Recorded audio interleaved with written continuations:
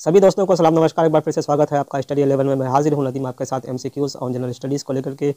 जी हाँ, एमसीक्यूज़ और general studies में आज फिर साइंस और साइंस में conservation of animal and plants का रेस्ट पार्ट, जी हाँ, जो क्लास 8 एनसीईआरटी से लिया गया है। तो आइए हम आपके साथ शेयर करते हैं पहला क्वेश्चन, और वो है species of animals and plants, या plants and animals which are found exclusively in a particular area are called extinct species, endemic species, endangered species, B and C। पौधों और जंतुओं की प्रजातियां जो एक विशेष क्षेत्र में विशेष रूप से पाई जाती हैं कहलाती है विलुप्त प्रजाति, स्थानिक प्रजाति, लुप्तप्राय प्रजाति, बी और सी। जो आंसर आपके लिए होगा ये होगा बी, यानी कि इंडेमिक स्पेसीज कहते हैं इसको, स्थानिक प्रजाति कहते हैं। कहने का मतलब ये हुआ कि किसी भी एक पर्टिकुलर क्षेत्र में कोई एनिमल और प्लांट्स के स्पेसीज पाए जाते हैं जो और क्षेत्रों में नहीं पाए जाते हैं, तो उसको हम कहेंगे इंडेमिक स्पेसीज। आइए इसके कुछ विस्तार से सुने। Endemic species are not naturally found anywhere else. जी हाँ, not naturally found anywhere else यहाँ पर कहा जा रहा है।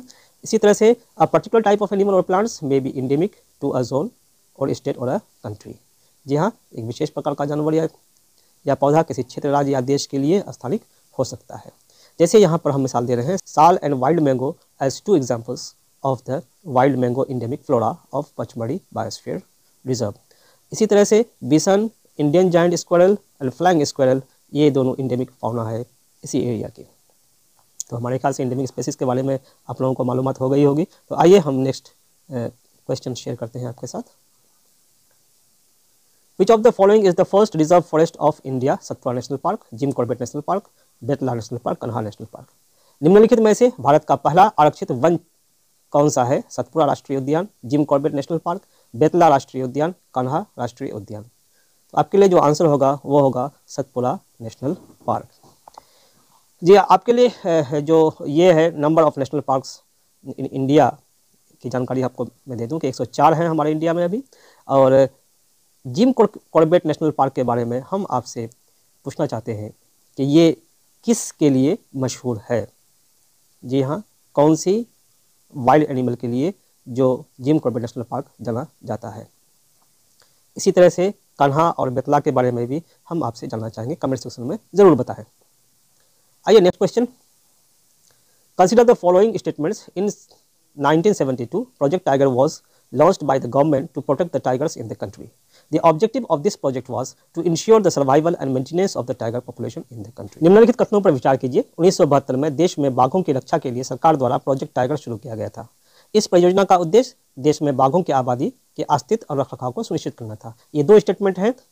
Choose the incorrect option. जी हाँ, आपसे इनकरेक्ट मांगता है only 1, only 2, both, none of the above। तो जैसा कि आपको मालूम है कि यहाँ पे जो प्रोजेक्ट टाइगर है 1972 में नहीं बल्कि 1973 यानी 1973 में हुआ था, इसलिए फर्स्ट ऑप्शन इज़ रॉन्ग। सो यहाँ पर हम फर्स्ट ऑप्शन तो रॉन्ग हो गया। अब आइए सेकंड ऑप्शन के बारे में देखते हैं। The objective of this project was to ensure the survival and maintenance of the tiger population in the country. यानी इस परियोजना का उद्देश्य देश में बाघों की आबादी के अस्तित्व और रखरखाव को सुनिश्चित करना था।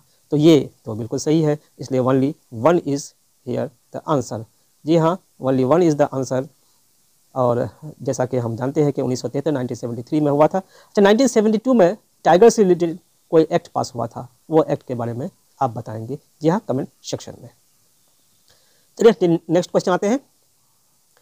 Consider the following statement. The red data book is maintained by the IUCN और international union of conservation of nature which has its headquarters in the United Kingdom. एक। दूसरा है it is the source book which keeps a record of all the endangered animals and plants. तीसरा है its purpose is to safeguard the rare species of flora and fauna on earth so as to prevent their extinction. Hindi में एक बार निम्नलिखित कथनों पर विचार कीजिए। Red data book का रखरखाव IUCN या the international union of conservation of nature द्वारा किया जाता है, जिसका मुख्यालय यूनाइटेड किंगडम में है। दूसरा है ये स्रोत पुस्तक है जो सभी लुप्तप्राय जानवरों और पौधों का रिकॉर्ड रखती है। तीसरा है इसका उद्देश्य पृथ्वी पर वनस्पतियों और जीवों की दुर्लभ प्रजातियों की रक्षा करना है ताकि उनके विलुप्त होने से रोका जा सके। Find the correct option, choose the correct option.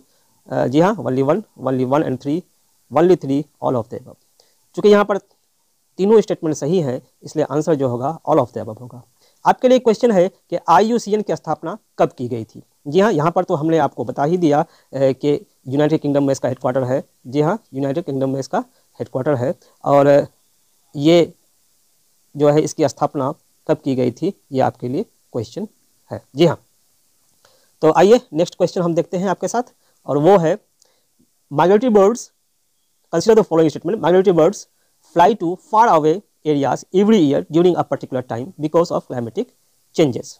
जलवायु परिवर्तन के कारण प्रवासी पक्षी हर साल एक विशेष समय के दौरान दूर दराज के क्षेत्रों से में उड़ान भरते हैं। दूसरा है they fly for laying eggs as the weather in their natural habitat becomes very cold and inhospitable. वे अंडे देने के लिए उड़ते हैं क्योंकि उनके प्राकृतिक आवास में मौसम बहुत ठंडा और दुर्गम होते हैं।